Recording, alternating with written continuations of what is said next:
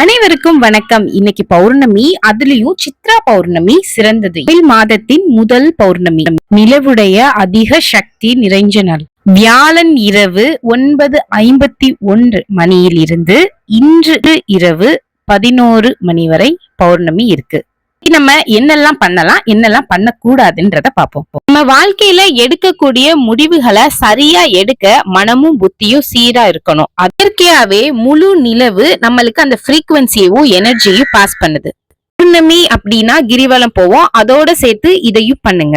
இன்னைக்கு சித்திரகுப்தனுடைய பிறந்த நாள். நம்ம பாவ புண்ணிய கணக்க எழுதுறவருடைய பிறந்த நாள். நம்ம தெரிஞ்சோ தெரியாம நிறைய தவறுகள் செஞ்சிருப்போம். அதுக்கு இன்னைக்கு அவர்கிட்ட மனமுருகி மன்னிப்பு கேட்கலாம். இனிமேல் நம்ம தெரிந்து செய்த தவறுகள் தொடராம இருக்கணும், தொடராம இருப்பேன்னு சொல்லி மன்னிப்பு கேளுங்க.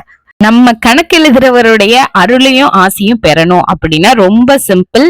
டைரி, பென் இரண்டையும் பூஜை ரூம்ல வாங்கி வச்சு பூஜை பண்ணலாம். இல்ல கல்விக்காக குழந்தைகளுக்கு வாங்கி கொடுத்து உதவலாம். நம்ம முன்னோர்கள் ரீசன் இல்லாம எதையும் பண்ண மாட்டாங்க.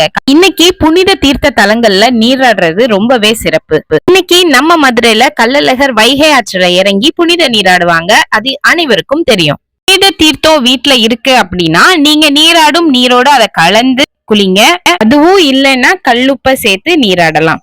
இப்போல்லாம் full Moon dinner, candle light dinner ரொம்ப காஸ்ட்லியஸ்ட் டின்னர் இல்லையா? ஆனா அப்பவே நம்ம முன்னோர்கள் சித்திரா அன்னங்கள், அதாவது புளி சாதம், தேங்காய் சாதம், தயிர் சாதம் எல்லாம் மாட்டு வண்டியில கட்டிட்டு போய் பௌர்ணமி நேரத்துல ஆற்று ஓரங்கள், கடற்கரைகள்ல அமர்ந்து சாப்பிட்ட பாரம்பரியம் இருக்கு. அதுக்கு சயின்டிபிக் ரீசன் என்ன? அதிகமா கேக்குற வேர்ட் ஸ்ட்ரெஸ், டிப்ரெஷன் இதெல்லாம் அப்போ இல்லையா? ஜோதிட ரீதியா பார்த்தாலும் சயின்டிபிக்கா பார்த்தாலும் சந்திரன் மைண்ட் சம்பந்தப்பட்டவர், மனம் எண்ணங்களை சம்பந்தப்பட்டவர். முழு நிலவுக்கு ஒரு எனர்ஜி ஃப்ரீக்வன்சி இருக்கு. அந்த முழு நிலவின் வெளிச்சத்துல படுற சாதத்துக்கும் அதோடைய ஃப்ரீக்வன்சிய உரிய தன்மை இருக்கு. அப்படி நம்ம குடும்பத்தோட போய் ஒரு இடத்துல அமர்ந்து சாப்பிடும் போது மனம் புத்தி இரண்டுமே சீராகும். இன்னைக்கு இரவு பௌர்ணமியில வீட்டுல தயார் பண்ண உணவை மொட்டை மாடியிலயோ கோயிலுக்கு போயிருந்தீங்க அப்படின்னா கோயில் ஸ்தலங்களையோ நிலவுடைய வெளிச்சம் படுற மாதிரி அமர்ந்து உங்க குழந்தைகள், குடும்பத்துல இருக்க அனைவரும் சேர்ந்து சாப்பிடுங்க. இன்னைக்கு நம்ம எல்லார் வீட்லயும் கேண்டில் லைட் டின்னர். முழு நிலவு சந்திரனுக்கு ஒரு விளக்கேற்றுங்க. முழு நிலவின் ஒளியில குடும்பத்தோட அமர்ந்து உணவு சாப்பிடுங்க. உங்களுக்கு பிடித்தமான கடவுளை நினைச்சு மெடிடேஷன் பண்ணுங்க. முடிஞ்ச அளவுக்கு அமைதியா இருங்க. முடிஞ்சா மௌன விரதமே இருங்க. இங்கே நிறைய நல்ல விஷயங்கள் பண்ணுங்க. அன்னதானம் பண்ணுங்க. சந்தோஷமா இருங்க. வீட்டுல இருக்க அனைவரையும் சந்தோஷமான சூழ்நிலையில வச்சுக்கோங்க.